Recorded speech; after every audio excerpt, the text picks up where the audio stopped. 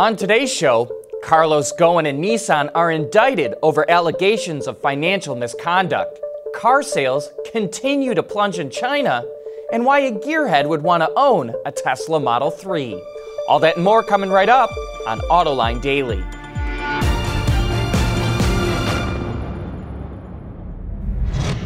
This is Autoline Daily, the voice of the global automotive industry. Nissan's former chairman, Ghosn, has now been formally charged by Japanese prosecutors over allegations of financial misconduct. He has been in jail since being arrested on November 19th, but hadn't been officially charged until now. He's being accused of underreporting his income by $43 million. Nissan board member Greg Kelly, who was also arrested with Ghosn, was also indicted, and prosecutors indicted Nissan for its role in the scandal, which means the company could be held culpable as well. Ghosn faces up to 10 years in prison if he's convicted. Car sales continue to slide in China. According to the China Passenger Car Association, automakers sold just over 2 million vehicles in November, which is a drop of 18%. That's the 6th month in a row they've slid in the country. And through the first 11 months of the year, sales are down 4%, which means that it could be the first time in at least 2 decades that sales are down on an annual basis. Automakers think that mobility services could represent a whole new business for them to get into. They see a big chance to make big money, and that's why we're seeing so much activity in this field. And now BMW and Daimler are teaming up to jump into that market and will establish a joint mobility company next year. The two companies plan to create the company this year, but it had to delay it to wait for approval from European and U.S. antitrust authorities.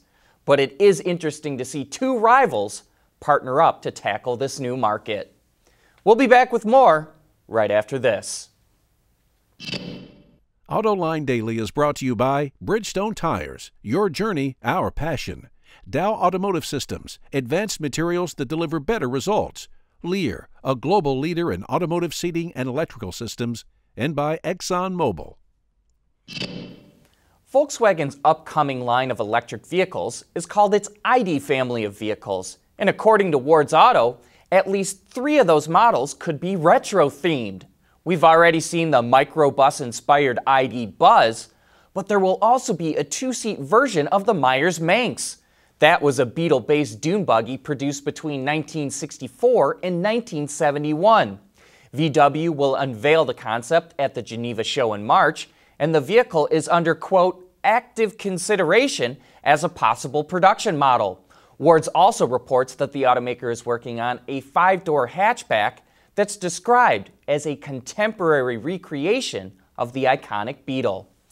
But even as the automotive industry starts to make its push into the world of fully electric vehicles, the internal combustion engine will still play a big role for a long time to come.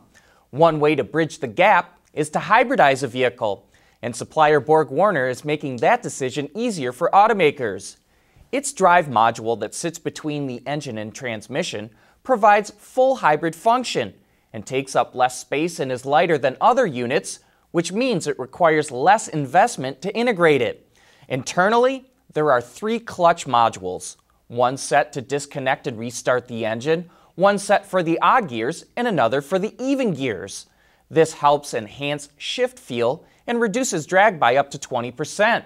And to improve usability, the drive module is compatible with automatic, CVTs, dual clutch, and manual transmissions. Coming up next, why the heck would a gearhead with gasoline in their veins ever want to own an electric vehicle? ExxonMobil's advanced air barrier technology can help keep tires inflated longer and save 1 billion gallons of fuel per year. Watch the full video at butylrubber.com. Strength from the inside out. Henry Payne, the car critic for the Detroit News, is a gearhead with gasoline in his veins. But he recently bought a Tesla Model 3. So why the heck would someone who loves to race cars want an electric vehicle?